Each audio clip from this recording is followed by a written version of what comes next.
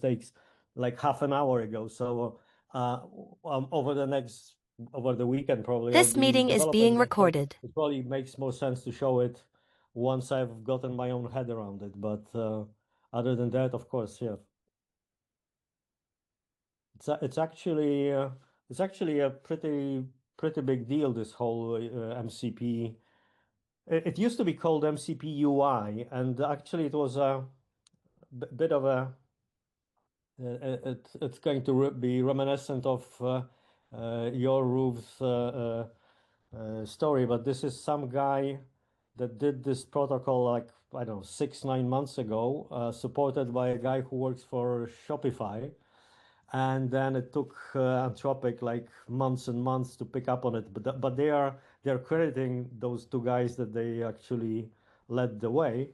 But this is going to be a pretty big deal for e-commerce because you can go into ChatGPT or well, in this case, Claude Desktop, but ChatGPT has it implemented in a very close way, and you can just chat about what you want, and you can have a built-in app or an installed app that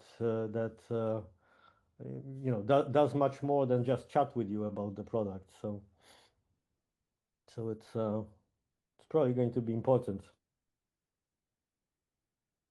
Mhm. I'm just testing the performance here. See if how Zoom's killing it.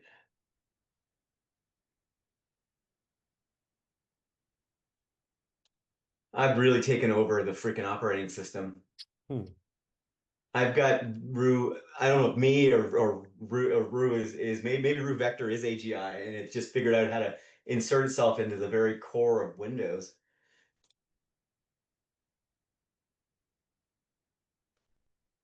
Yeah, that's crazy. So I'll publish this probably later this afternoon. All I'm, right. c- I'm convinced that Colby is AGI. Yeah, seriously.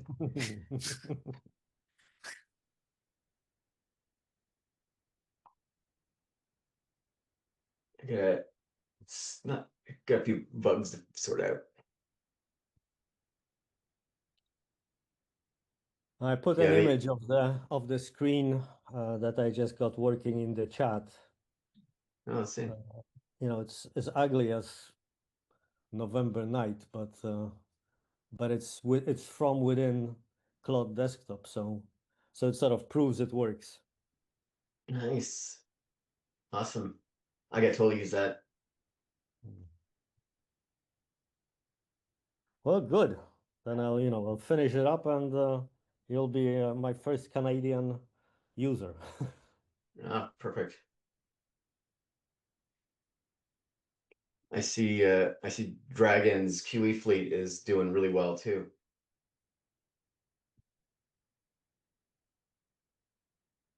Yeah, that's a huge thing that he's written. It looks amazing.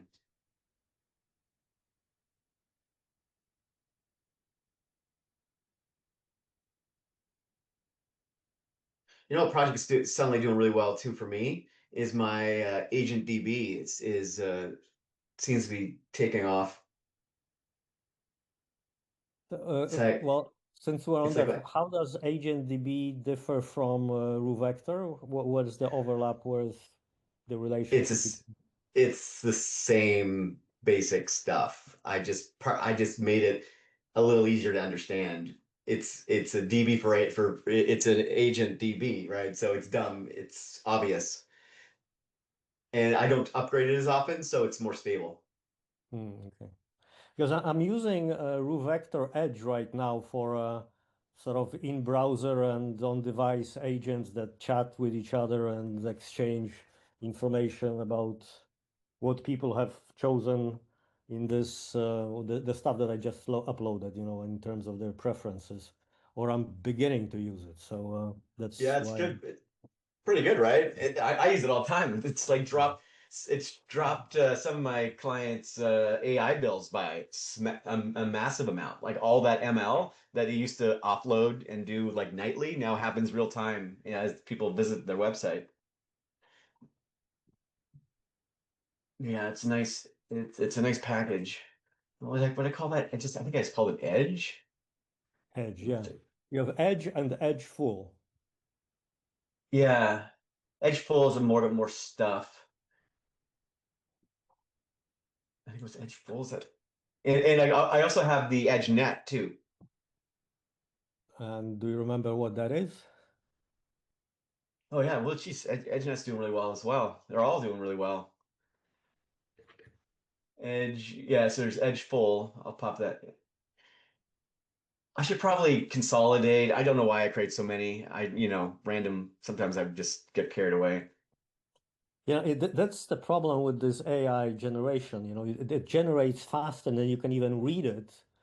That's when this guy 2 or 3 weeks ago was telling us how he over the weekend did, like, I don't know, six who was it, Cornelius or somebody like that.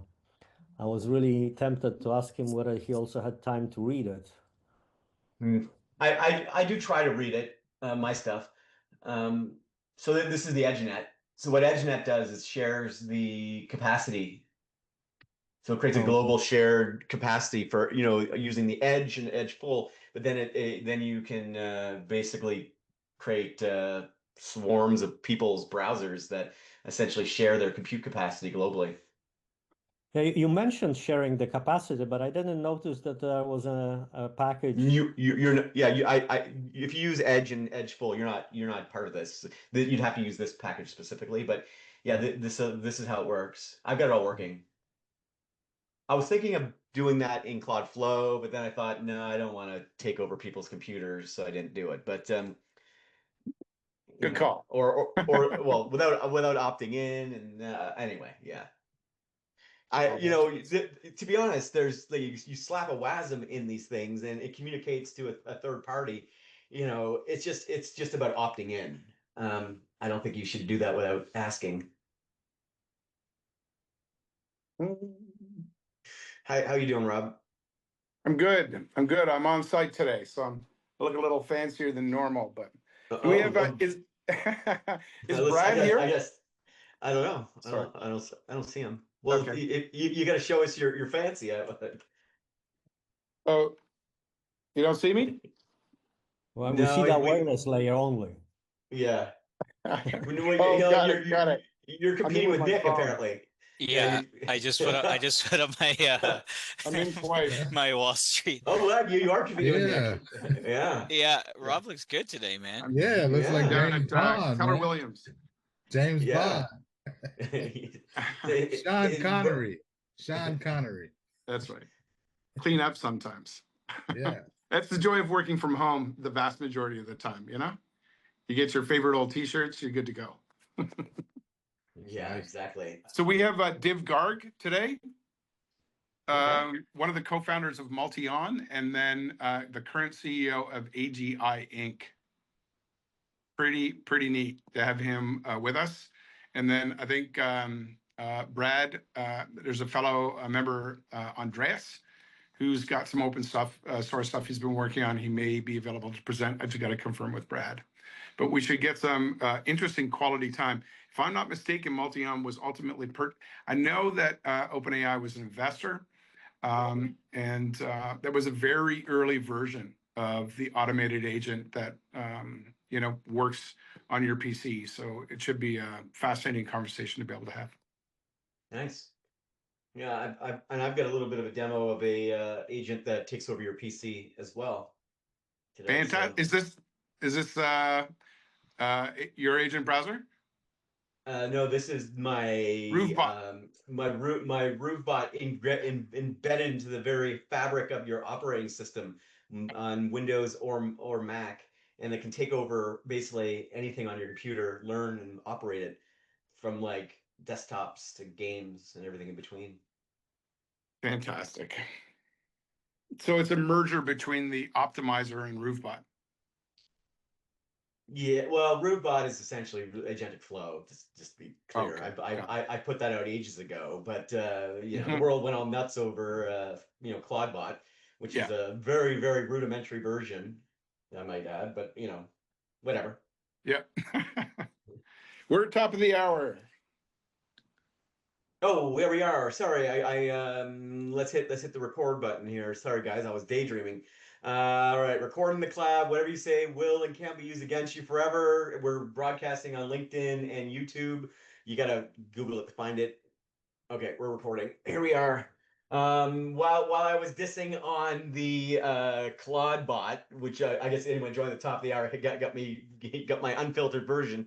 That's been the topic of the week, pretty much. Everybody asks me about it, and it's definitely a moment for Agentix, right? It's like everybody's talking about what we've essentially been doing for a while. So that's good, I think, right? It's not necessarily the worst thing that something has had a viral moment. And I think they're getting a lot of bad pushback on things that are easily fixed. So like I looked at the code, it doesn't look that bad. I think it does what it's supposed to do. It's elegantly built, it's modular, it's got plugins. Now the only thing that they didn't do is like the default deployment when you're trying to use it. They probably should have included some security considerations as part of that default Docker. But literally, it's like asking Claude to say, "Hey, can you go secure that deployment for me?" And it's actually secure. So it's not. I can't diss on it that much, other than the fact that we did that like a year ago. Yeah. I remember the demo too. You had it auto applying for job applications as just a random demonstration, and it was blisteringly fast a year ago. Yeah. Yeah. Yeah, so it's an interesting time. I love to see others do well. So hats off to those guys. They did it and had the right inflection. So good for them. What do we got going? What do we got going on today? Yeah, well, it's fascinating and absolutely fitting because one of our guests today is Div Garg. And Div Garg was one of the co-founders of Multi-On and is now the CEO of AGI Inc. So that's really exciting. That's by way of Matt Matthews. So we've got him joining us today. And then there's a member, Andreas. I'm just going to click in to confirm with Andreas. He's got some really neat open source stuff that he's working on too. You've got to have a lot of courage to call your company AGI and come on to the AI Hackerspace. AGI Inc. Absolutely. Yeah. We'll see how AGI, if it passes our AGI sniff test, and I have a digital AGI sniffer that we can set on it. No, I'm just kidding. It's totally not an AGI sniffer, but it'll be exciting to see what they put together, and I'm a big fan of the work that these guys have been doing. Yeah. So we've got some other things, housekeeping to do. One of the things that we've been looking at is our retreat, and the guys in Killington, Mark and Mac, yeah, they've put together a nice little website here, the Agentix Foundation retreat. So there's a crew of us heading to Vermont, Killington, Vermont, which according to the guys in Killington, Vermont, is the best mountain in the Northeast. It is. So yeah. Yeah. So and I think that actually is the best mountain in the Northeast, as far as I'm aware. They're not just saying that. 150 trails. Yep. Yeah, 150 trails, right? So if you're into snowboarding or skiing, I'm gonna ski because I'm too old to learn new things, and I know how to ski. So yeah, my teenage sons are coming too, but they snowboard, but they don't have any time for me. They're off doing flips and things. Everything you need in one. So what we're gonna do is we're gonna get together and we're gonna hang out and build stuff. That's the idea. I'm hopefully gonna have some hardware with me as well, so I might bring a few chips and things that we can hack some physical devices as well. And I think we're gonna bring some Starlinks. I think that's what we discussed yesterday, to try to improve the internet, because we're off in a mountain somewhere and we're concerned there might be bandwidth issues. Hopefully that works. Maybe I think Martin offered that we could borrow his, so maybe we'll bring a few of those with us. But basically, it's an Agentic weekend. The idea is that we do this twice a year, and we get together, we build, we have a few drinks, we get to know each other in a more casual setting, and we do what we do always.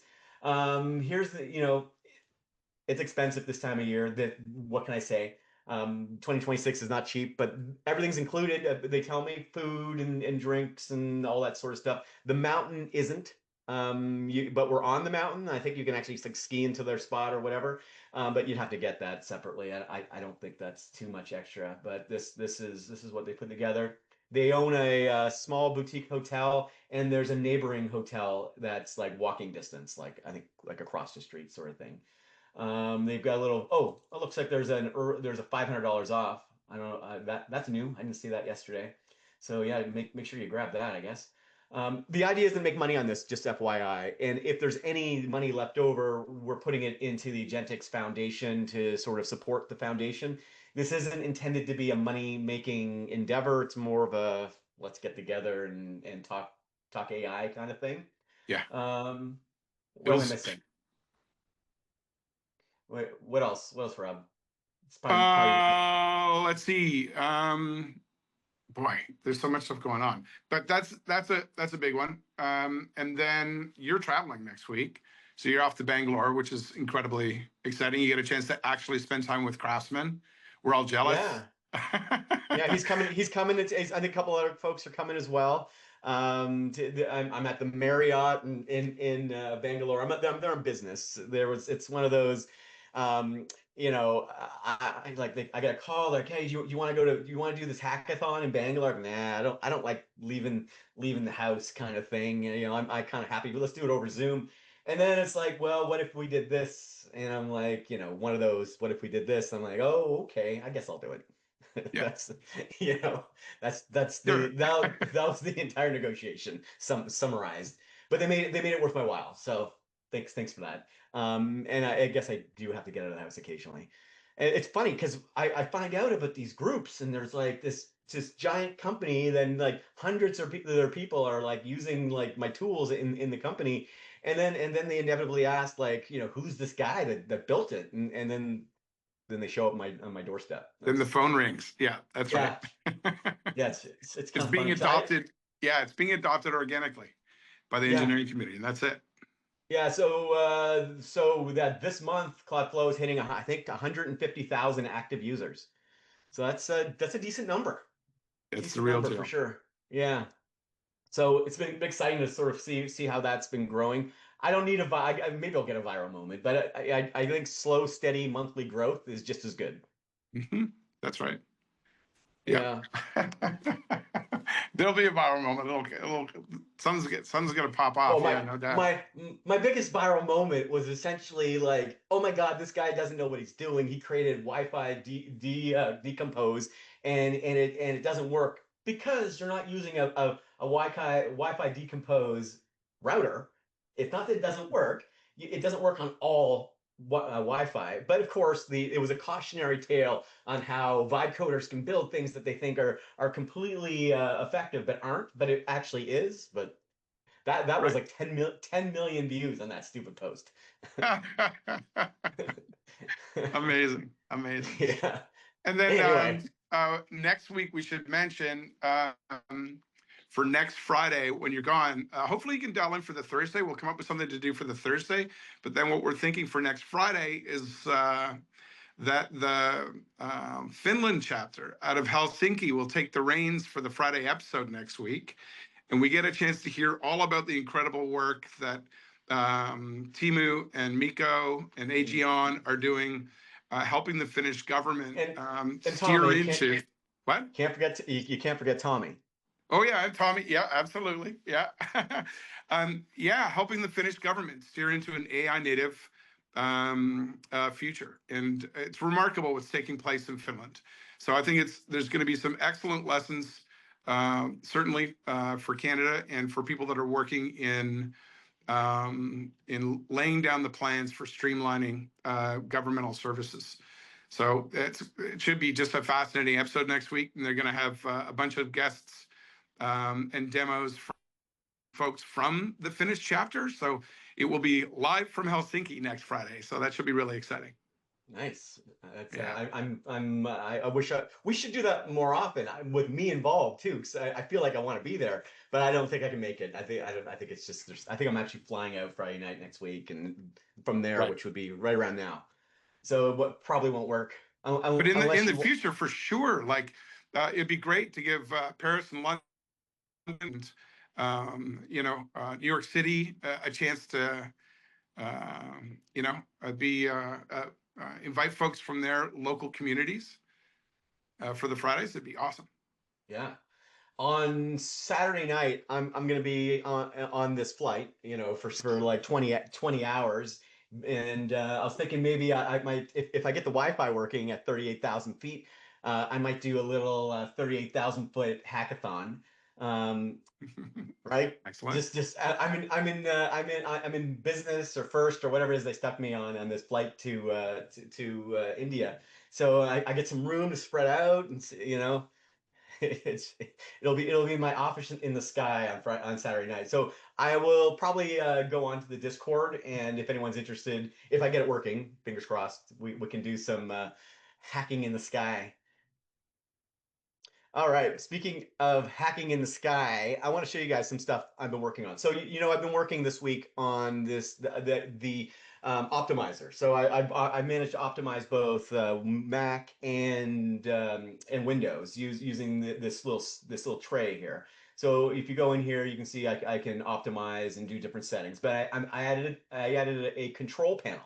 So inspired a little bit by the work of like the Power Toys and Windows. I said I'm going to create my own Power Toys that takes over the internal core operating system of both Windows and Mac OS from the kernel level all the way up to all applications.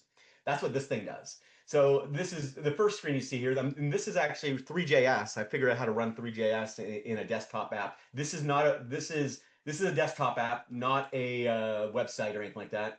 I'm using website UI stuff, but it's a fully compiled application in an exe type app. Now I can go in here and optimize all my apps. You can see I create a little animation, boom, it does that. But I also added different optimizations here for profiles, so I can speed up my computer for different things I'm doing, and it can auto switch if I need to. So if I'm doing something that's a little more intense, I can do that. I got a monitor that looks at my health.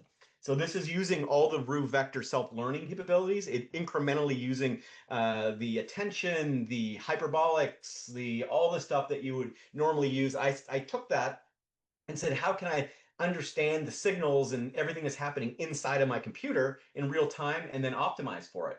So, I can go to the logs here. I can see what's happening. So you can see memory polls here. It auto-optimized here a few minutes ago. And I can see what it did. I can copy the JSON. I can see the different sort of patterns emerging. This is a really good way to sort of show the capabilities of self-learning system. And I can go in here. I can see my sort of startup. I can enable or disable different parts of the start. You see my root vector memory system, for example, different apps I'm currently running, OneDrive, Teams, Discord, my Razor stuff.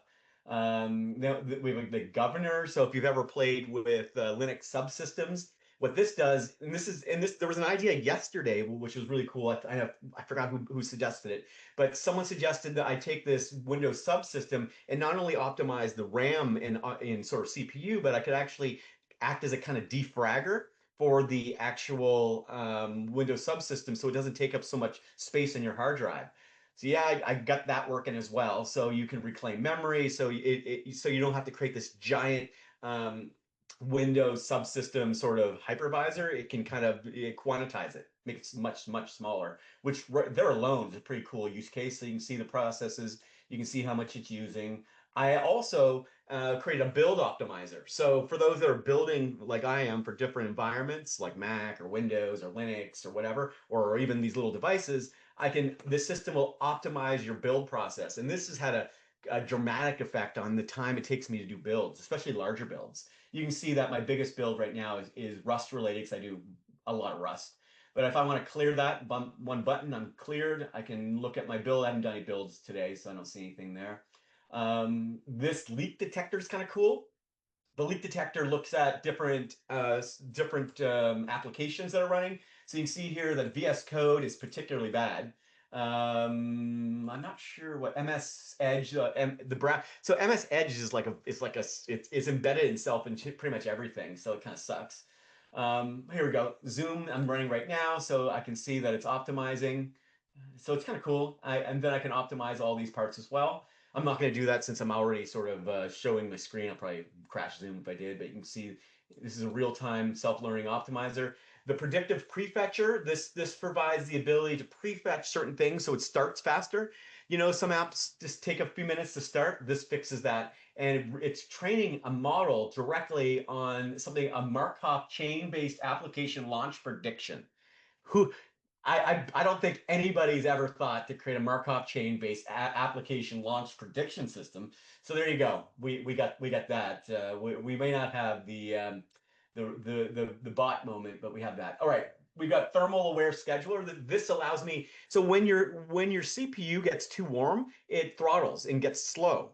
And so for a lot of people who have, you know, older computers, and remember there's a headspace on computers. One of the problems you're really facing is this sort of balance between the temperature and the performance of the computer. So RAM's important, but so is the temperature. What this does is it optimizes the sort of use between CPU, GPU, and fan speed, and reduces and optimizes those in an intelligent way that means you're not ever throttling your CPU, and your system will run a lot faster. This monitors that in real time, learning and adapting and seeing all the various processes. This is, again, what's running currently. This is real and 100% live.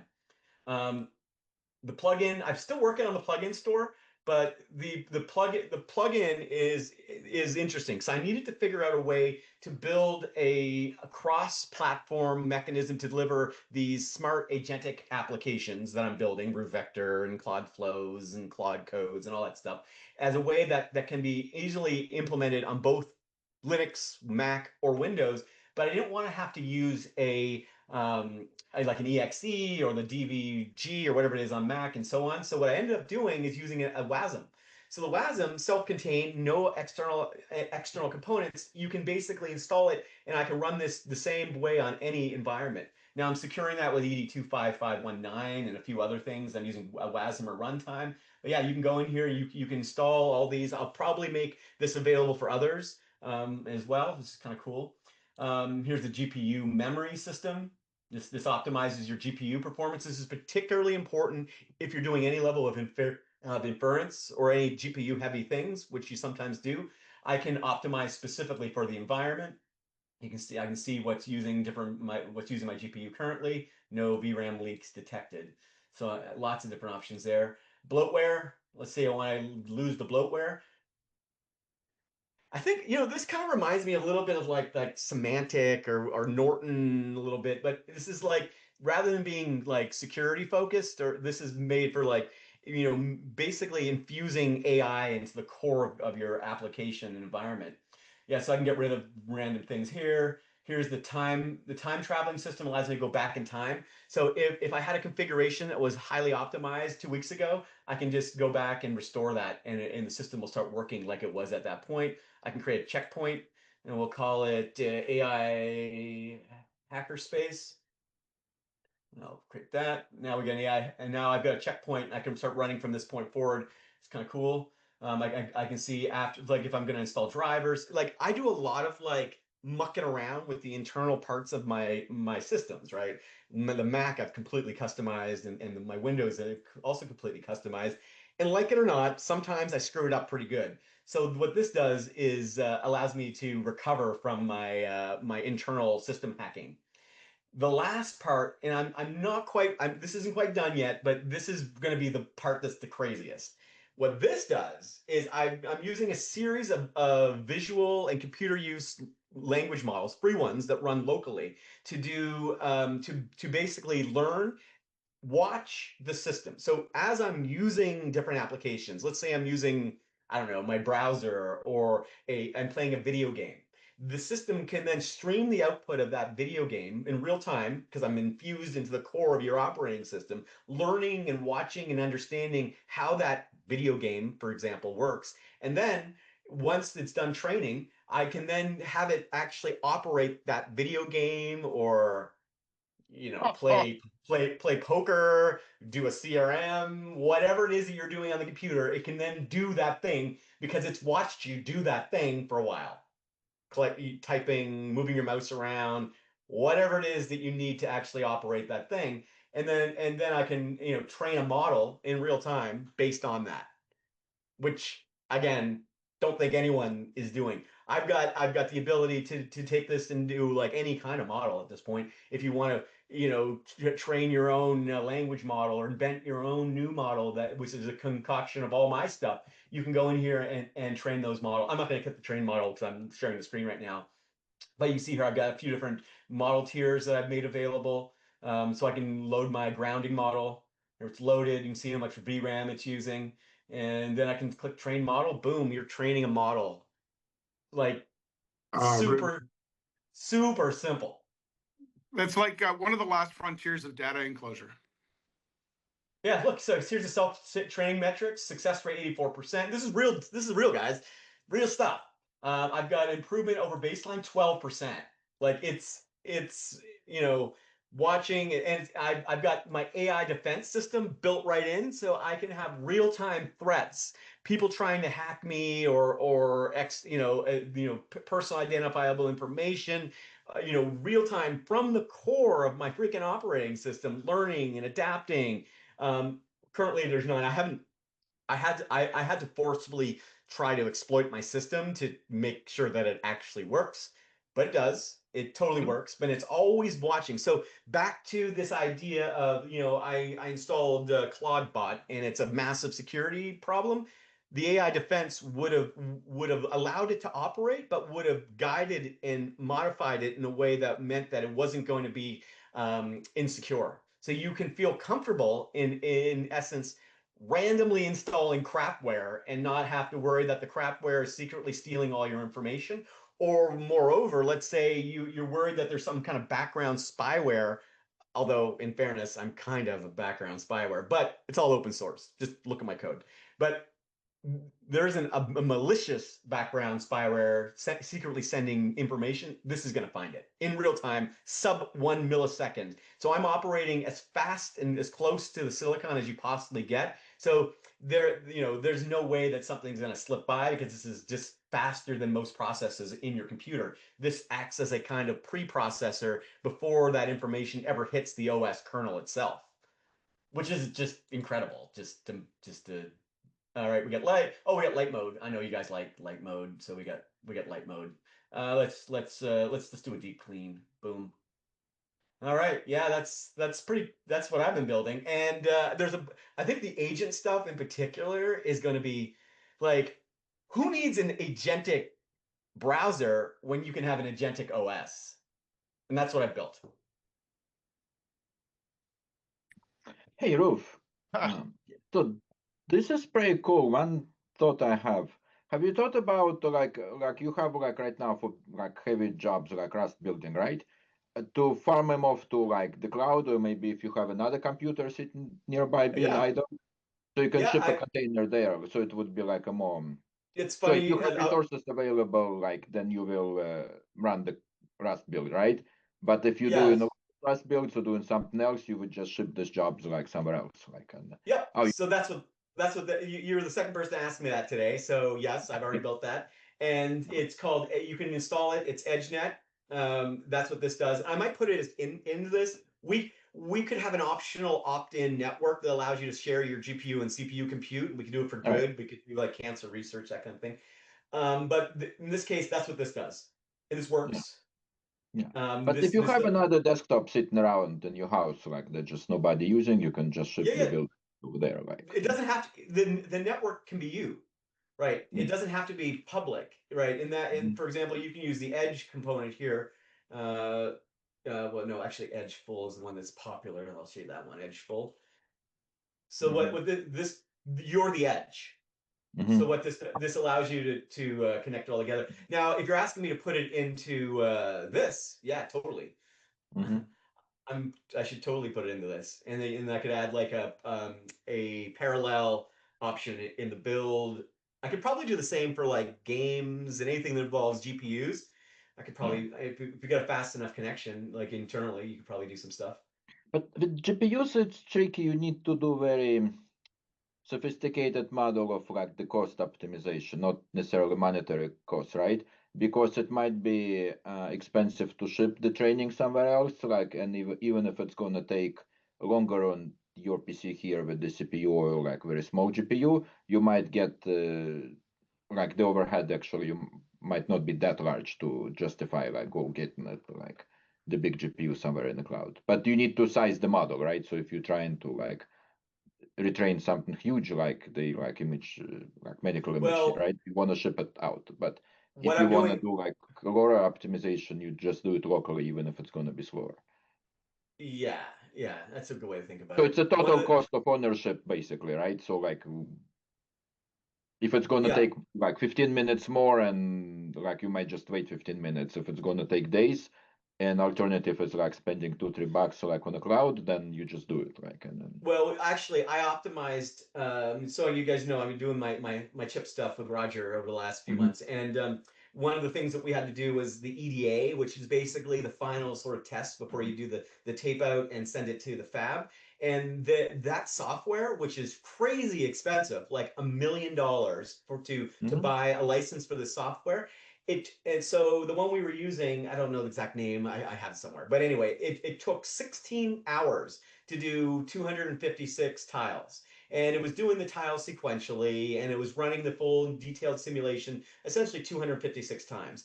I managed to, by using a parallel approach, go from 16 hours down to 55 seconds. And it's like I'm talking to the guys, and like, why hasn't anybody thought to like rewrite this software for like the age of AI?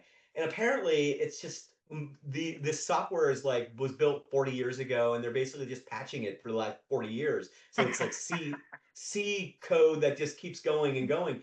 And it basically the answer was it was too complicated for most people to sort of figure out. So the easy solution was just to keep kind of patching what they'd already done. And I show up, have no idea how the industry works, and I'm like, okay, hey Claude, how can we do this so it doesn't take freaking 16 hours? And it's like, oh, let me create you some Rust, and that was like an evening. Yeah, Right. maybe. Heavens. Can we But zoom a out lot a of little this- bit, Ruv? Yeah, okay. Just what you're talking about and the ability to provide like operating system level guards for. I mean, one of the most devastating risks and attacks, for municipalities, for hospitals, are hijackers getting into the system, taking control, and blackmailing for access, for file access.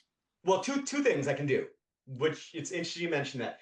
One, I can mitigate that from mitigate that or hopefully reduce the chance of that happening. I can't 100% eliminated, but I can greatly reduce it by catching it really quickly.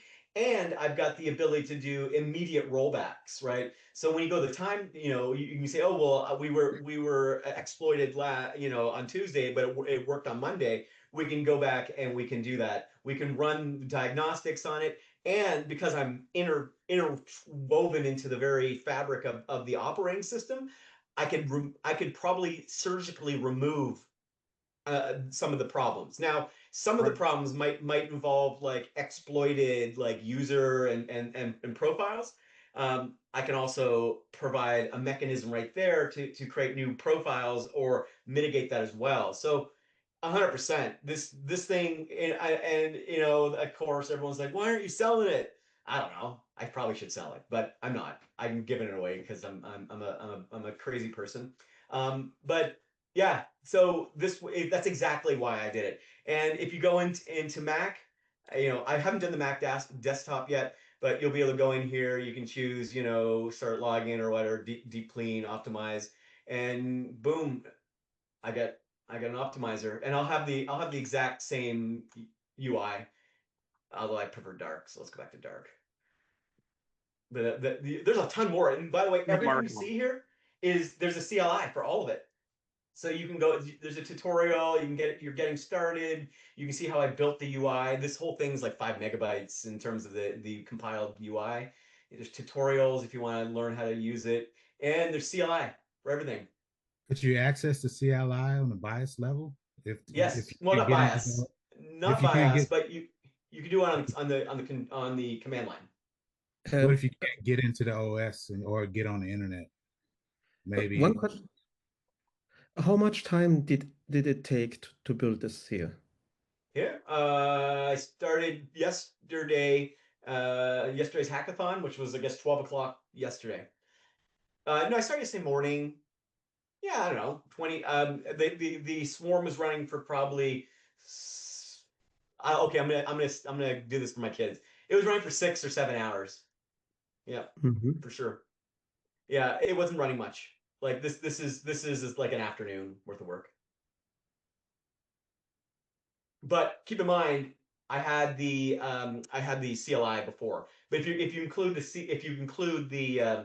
the integration, that took probably like the original Mac and Windows integration, like the system tray that I was showing you, that took probably another 3 or 4 hours on top of that. And RuVector is a behemoth. Like I don't know how many lines of code we have in there. I think it's close to 2 million lines of code. That I've been working on that since September of last year. Yeah. Stack, stack, stack, right? Yeah, it's the modular. It's all so now that I've got the self-learning, self-optimizing, attention, Ruve LLM, blah blah blah, stuff like just hundreds and hundreds of packages, I then can mix and match those packages. And because those packages I've built all to be WASMs, I instantaneously can use them in the browser or across different operating environments without having to recompile them. So it makes building these sorts of things super easy. Yeah. All right. So to speak. Well, yeah, it's Yeah. that's what I've been up to since yesterday. Anyway, hurry. We got I think we got an AGI on today, so I'm do. excited. Of course, Div has been called into an investors meeting, but he's fighting to get out in time for 12:45. But we do also have Andreas Frederick. Andreas, you there? Yes. How are Hi. you? Fine. Welcome. So the lightning talks, we typically do about 4 minutes of presentation and then 5-10 minutes of discussion afterwards. And we are glad to have you. I understand you're working on some open source stuff Yes. or other projects.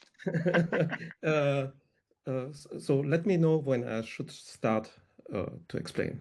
Now I think or? the floor is all yours, sir. Okay. So I'm Andreas. I'm based here in Germany, in Heidelberg. And we are building a startup here in Germany. We are three co-founders. Yeah. So I'm from Germany. I have my other co-founder is from Brazil, and another is from Ecuador. They are not here today.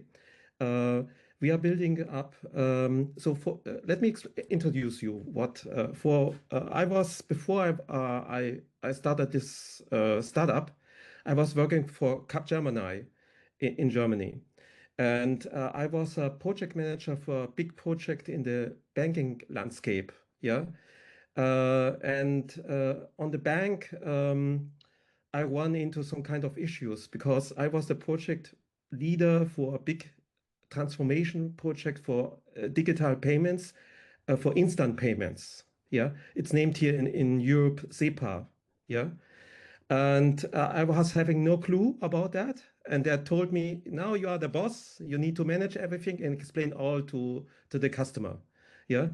And I was in some kind of trouble and I was looking, how can I explain them compliance in the landscape of digital payments very fast? Yeah. And the customer was asking me, yeah, you are the expert, you need to explain me everything. Yeah. So I built up. This was the startup, the start when ChatGPT was coming out with the custom GPTs. Yeah. So I built up some custom GPTs for SEPA. Yeah. And it was very helpful. So I was thinking, it could be that it could be interesting if I would have just replace consultings or consulting with digital consultants. Yeah, yeah. So I developed an idea around of that, and it go up in the time. Yeah, and can I share this my screen? Yeah, I will give you. So we are trying to we have built up a platform for automate and compliance and governance. It's completely built with Cloud Code and Codex. So we are thinking we are so compliance is a very complex area because you need to understand there are a lot of regulations here in Europe, yeah, and there are every day and every month there are coming more and more regulations, yeah, and there's a high risk for the companies to introduce some new technologies because they need to follow up their regulations here in Europe. So what our solution is trying to monitor all the regulations here in Europe, yeah, and the solution is an agentic platform, an orchestrated agentic platform that is analyzing all and then executing that on the regulations. So it's modular and adaptable. The version 2 was open source, but the version 3 that we have currently, it's now closed because I'm not so fast like everyone from here, but it took us already now I think around 8 months there, that we are building this, yeah. And yeah, we want to live from them later. So let me show you the platform. Yeah, because so this is the platform that we have. It's in German, English, and Spanish available. So we have a front end where the customer can get join the experts in the area of, for example, the EU, the European Artificial Intelligence Act, and ask the expert there if what he needs to do to follow up all the rules in the company to introduce this regulation in the company. Yeah, and the cool thing about this platform is we have callers here. There are, so for example, if we have an expert for a digital expert for the as I pointed out, the European Union Artificial Intelligence Act, we can point a crawler to the regulation website, and we are taking all the regulations and we are generating with the regulations some kind of a regulation framework inside this platform. And so, and this regulation data items are then converted into some kind of knowledge graph. Yeah. So our platform is learning every day because it's bringing all the data from the regulations to our platform and building up the making the agents every day smarter. Yeah. So and this is the area where we created the agents, and it's And how did you build the agents? What framework did you use? It's based on so the second version was based on Langflow, yeah. But it's the platform that you see here currently. It's not anymore. So we don't need Langflow. Did you are familiar about Langflow or Yeah, N8? it's the drag and drop thing. Yeah. Yes. Exactly. Yes. Yeah. But as I pointed out, we don't need Langflow or N8N anymore because we have so the platform is building around what is all open source out there. So LangChain, it's so all the open. So LangChain, Langflow is based also on LangChain. It's an that are the base packages where all the people has founded to create some kind of agents. Yeah. Did I need to explain that a little bit more? Or No, you don't. Yes. We're Okay. the Agentix. Yeah, we're Agentix crew. Okay. We get it. So We get it. I think That's- we're so in terms of are you live? You've got customers? Yeah, yes. As we are still building all up, and this platform is really only focused on regulations here. We have already. We was thinking how we get customers, yeah, and we focused first of the banking area, but the banks are very serious. How can I say? You need to be very fundamental and already well established to get customers in the banking area. Yeah. So we are building everything already to serve that to the customers in the banking area, but our customers are in the moment in the medical area, in the small company size companies here in Germany. And also, a friend of me in Singapore asked me if we could serve, if this platform could be serving in the IT security area, and we can definitely Interesting. Yeah. build everything on that for these areas. Yeah. And Jose, you have a question? Yes, Andrea.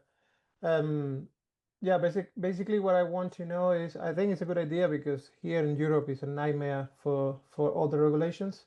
Yes. But who is certifying your agents to be a specialist? Because at the end we are relying on an agent who is certifying that this particular agent is an expert on So that. in the area, as I'm a senior consultant or business manager. I was a business a senior consultant in the banking area. So I know this area very well. And we don't need in this area normally certifications. Yeah, what you need to show is that the agents needs to be, how can I say that, have the qualification, yeah. And as we have the human factor here built into, so when the callers are picking up all the regulations, yeah, and I can switch, there's an autopilot here built into, but I can switch it off, and then a human needs to overlook all the regulations. Validate. That's right. Super, Andreas. Sorry, I don't want to cut you short, but I agree, Jose. Like especially in Europe, that any tool that will help navigate and stay up to speed in terms of compliance and regulation in Europe is a helpful tool. So, thank you, Andreas. Best of luck with that, and Yes. I hope you Godspeed in terms of establishing those early adopters and enterprise clients. We do have, if it's okay, Ruv, if you're all set, we do have both Jacob, senior engineer, and Div Garg with us from AGI Inc. Div, Jacob, you with us? Yes. I think Andreas needs to stop sharing too, just if you can. Right. All right. How's it There we going? go. So we're meeting with AGI. Let's take it away. Cool. So let's see. So we're building like universal computer use agents that can do anything for you. And let me just share my screen so I can like give a small preview of some of the things we're doing. We have a couple of different products we have built as part of our company. The one we just announced is something that can control your whole phone. This is more geared towards we're calling it Siri, that actually works. And right now it's more geared towards consumers, and we'll also be enabling like a developer ecosystem. So if anyone is interested in using this as a mobile assistant that can integrate as part of their app, this is something that we can allow. And as a company, we are number one in terms of our capabilities, where our agents can go and do anything on your phones, PCs, browsers, and we are able to make sure the agent will go whatever you want. So if I say buy me something on Lululemon, add it to my wish list, it can do that for you. It can order food for you on DoorDash, book appointments, do project management, and it's very generalized. And as a technology, we really care about the trust and security. And so we made sure like our agents are 99.9% reliable. So if you have a custom workflows, we train our agents to like be able to go and generalize and do everything well. All the data is also very secure. So the agents are able to like do payments for you. For example, they're able to log into different websites, and we have our own security mechanisms. So we can ensure like all the data is encrypted and stored like properly. And we are able to also customize our agents for different businesses, different workflows. So we have seen like customers come to us by saying like, okay, like we want an agent that can scrape LinkedIn for us and like be really good at recruiting, or we want an agent that can actually go and like help us like do checkouts on websites like Amazon or like a bunch of other merchants. And we're able to build like this kind of very small agents which are very fast and very accurate on different use cases. And that's been like one way we have been able to distinguish and do something amazing. Can you guys maybe just show us? Like we see your website looks great. Love the logo. Can you just show us in action? Sure. So let me show you our platform. I will like log in again. This is something that's in early access. So if anyone here in the audience wants to like try it out, we can also give you access to play with it. Wonderful. All right, just a second. Okay. And so this is like a platform where you can ask the agent to do anything that you want. So if I say go to Hacker News and maybe like scrape the top 10 post of the day, you can go and do this. And what's your agent built in? This is built in, I would say mostly like JavaScript. Is this what we're using in the behind the scenes, and we also have like some like it's basically our own technology. So it's our own custom models that we host in the cloud, and then we are able to like. And so you're predominantly focused on browser use? We do everything. So we do browser use, but we can also do computer use. So we also have an agent that can control anything on Windows locally. Okay. Yep. That's the stuff.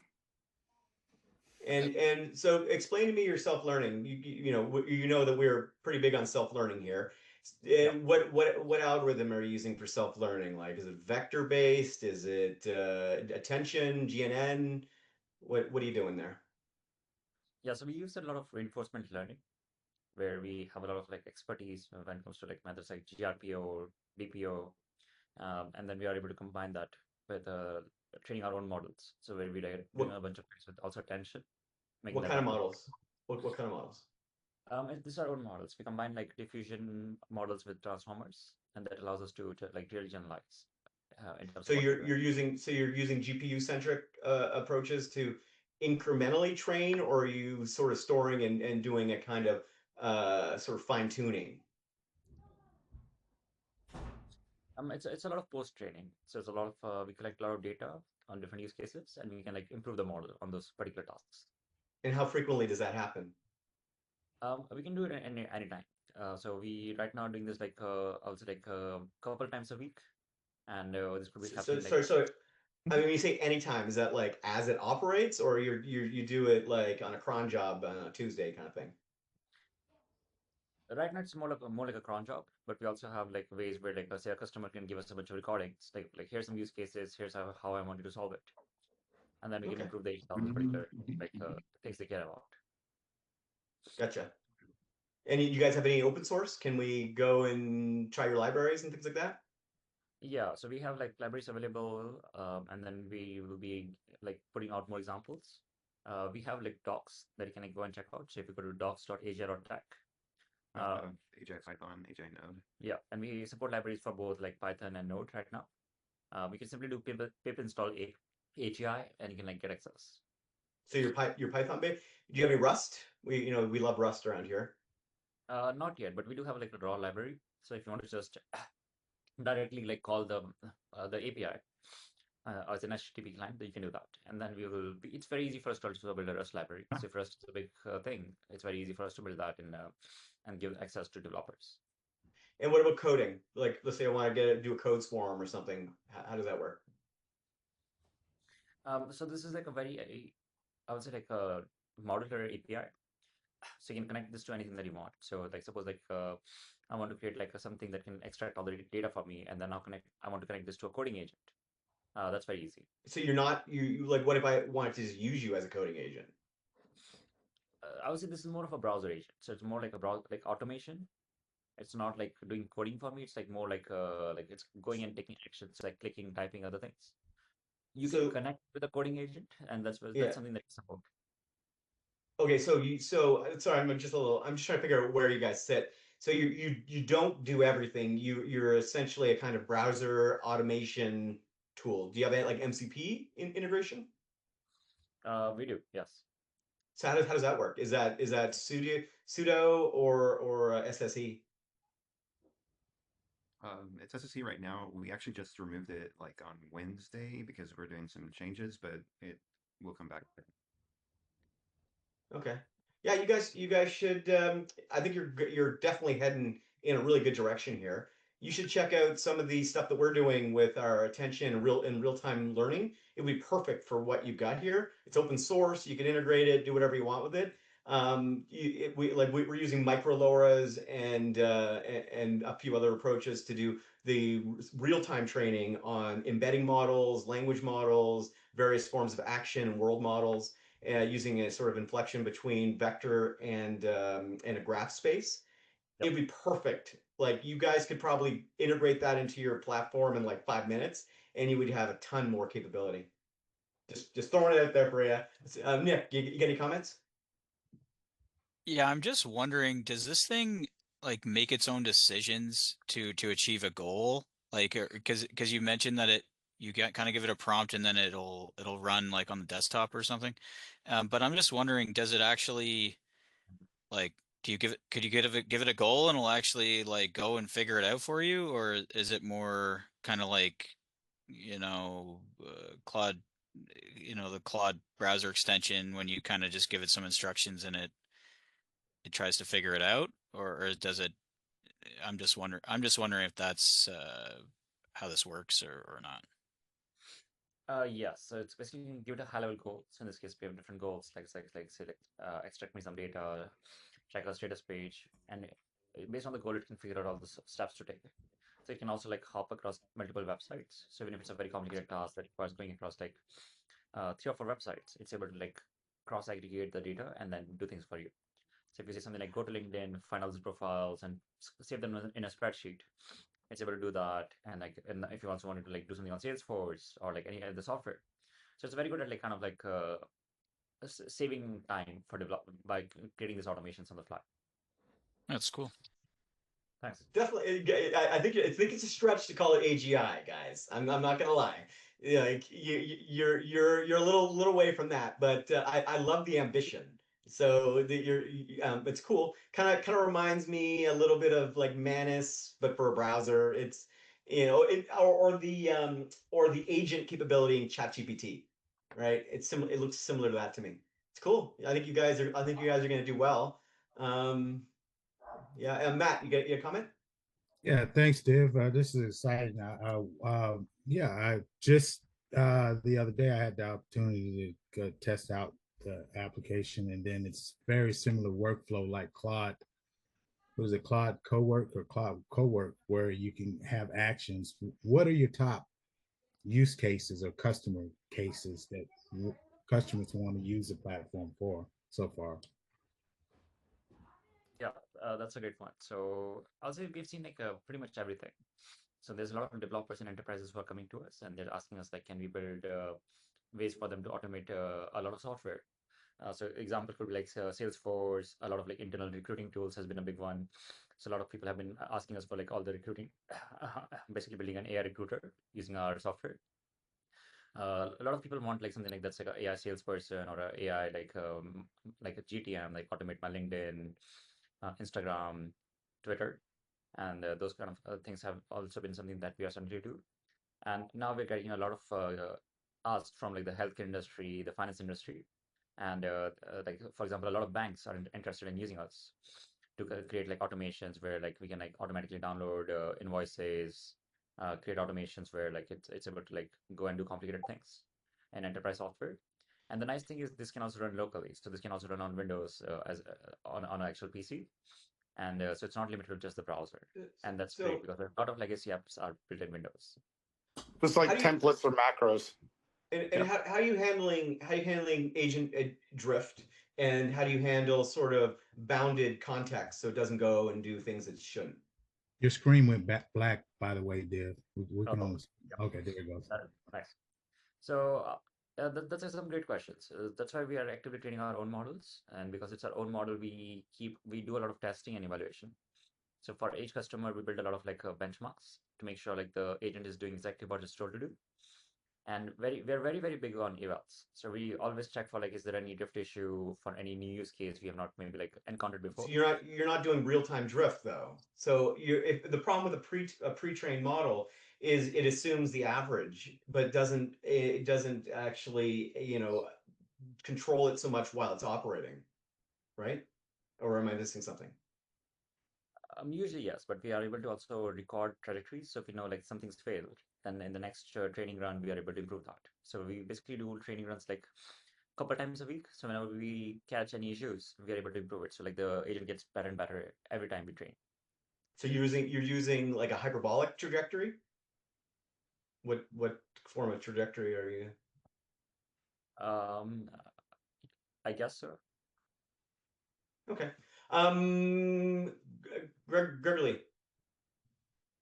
Just a quick question, because at least in my mind, the examples that you mentioned, I would rather use code to automate many of them and only use the LLM in some very small parts of that automation process. I'm not sure it's a good question, but how do you support this? Or Well, the MCP probably would work, I would guess, right? Sure. So what we're trying to do is like automate a lot of things in the browser. So like if you use a coding agent can't take actions, so it's not able to like click or type. So if I want to maybe like say like for example, something like even this thing, if I want to extract data on a website, I still need to go to the right links on the website, click a bunch of buttons, and then scrape things. So we've seen that that's why like even like if you look at like the Claude for Chrome extension, for example, you still need some sort of browser worker that can do things in a browser, and then you can connect it to a coding agent. And so that's what we're also trying to do. We are basically trying to build this browser abstraction. So this is like almost like an AI browser that's doing whatever you want, and then you can connect it to like a coding agent or something different over time. Cool. Well, good. Thanks, guys. Really do appreciate you taking the time to present your startup. I think you're in a great space. I'm sure you're getting lots of opportunities. This is the sort of thing we'd love to see. Thanks for sharing it with us. It's and for people who want to learn more, it's AGI Tech is your website. Yes. So yeah, great job. Cool stuff. And where are you guys based? We're based in SF. Okay. All right. Yeah. Appreciate it. We're at the top of the hour here. We're heading into our after hours. If anyone has any more questions, feel free to ask away. Dave, can you dump your LinkedIn into the chat so we can? Yeah. And one thing we can also do is for everyone in the audience, we're happy to give like $100 of free credits. And so you can just reach out to us on our homepage. We have a contact us button, or you can also like directly ping me, and then we can give you free credits to use.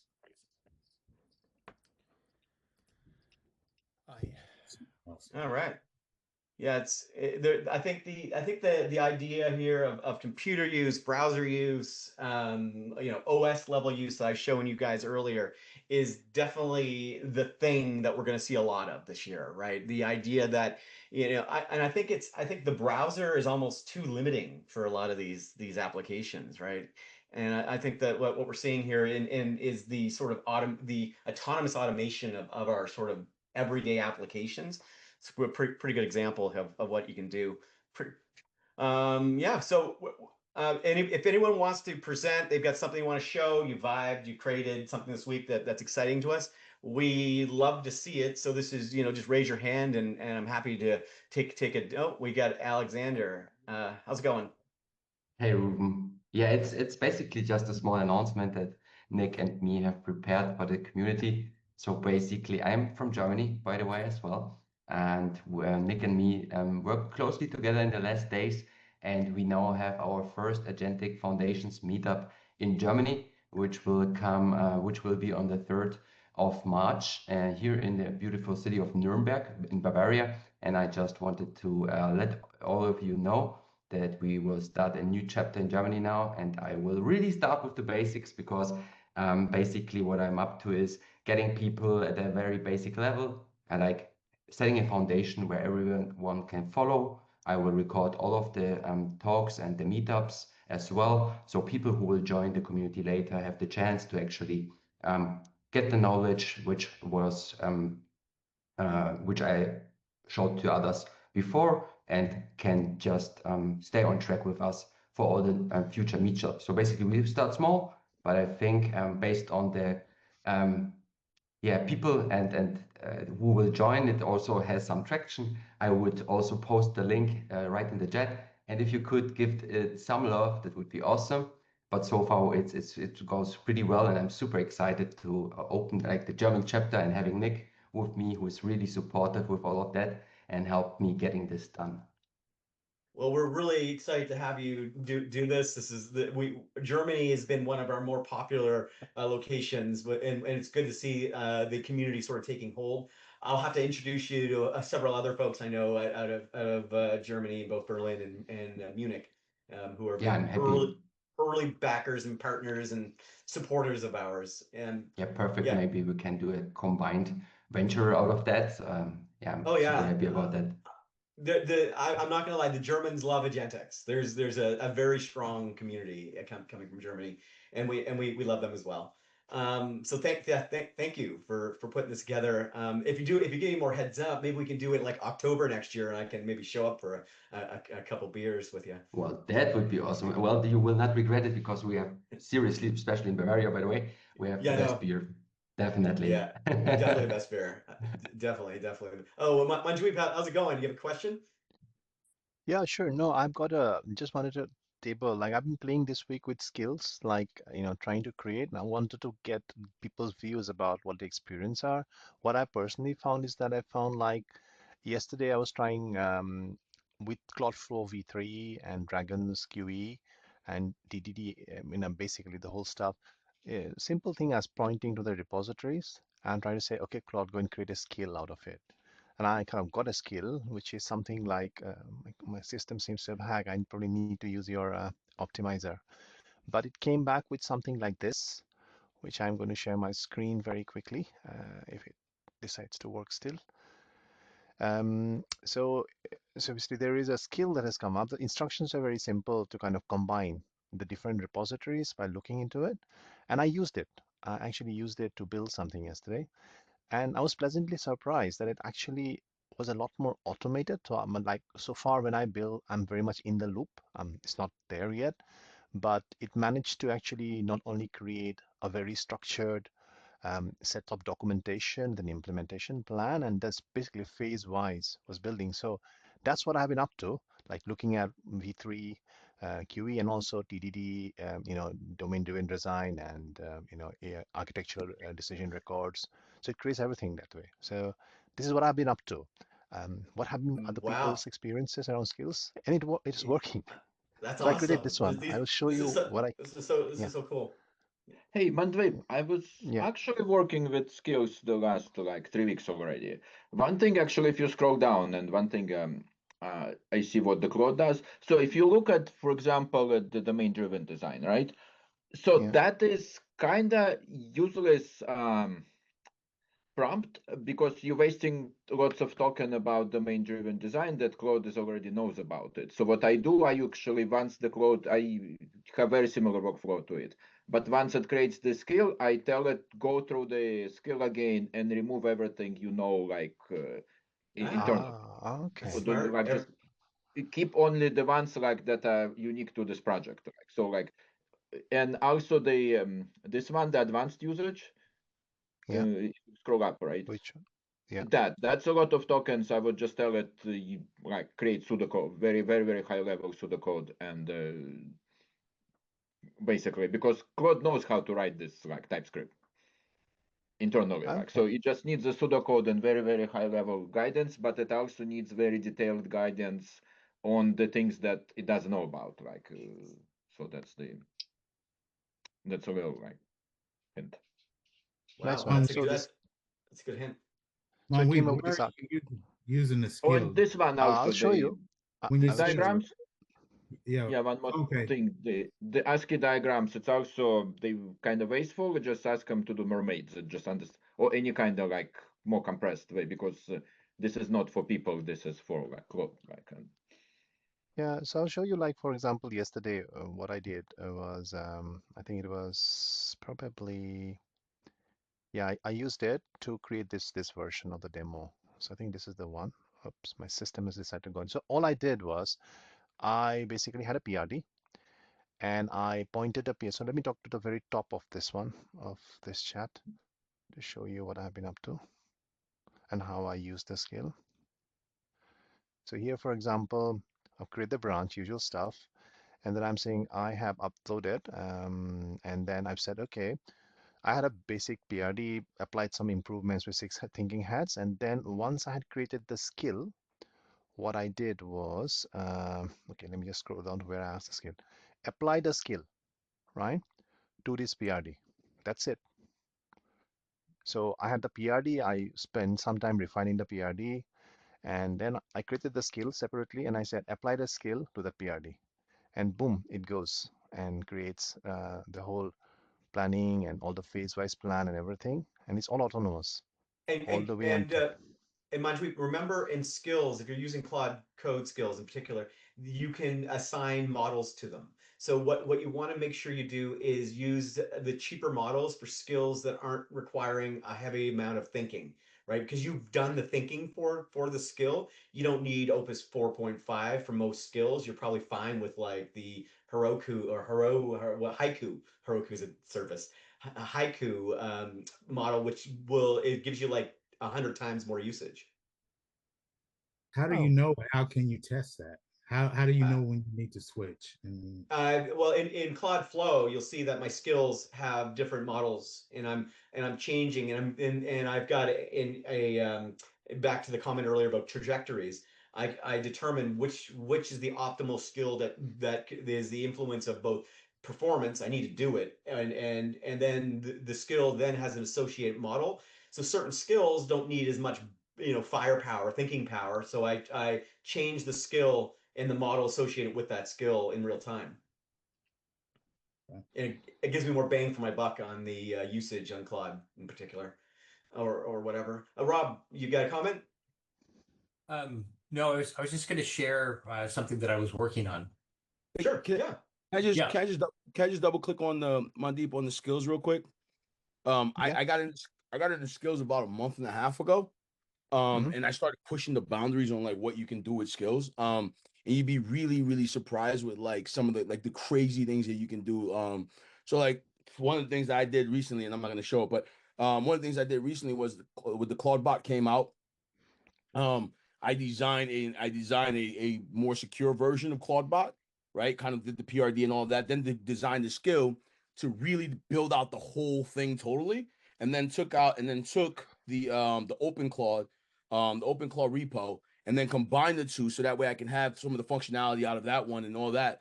But you can just literally one of the things that I love doing with the Claude skills is like building a skill for whatever project I'm going to build it, and it actually acts as like a kind of a guidance system to building that. Like the skills are really, really powerful. Like I would just suggest go try anything. Like just say like build me a skill to build a house.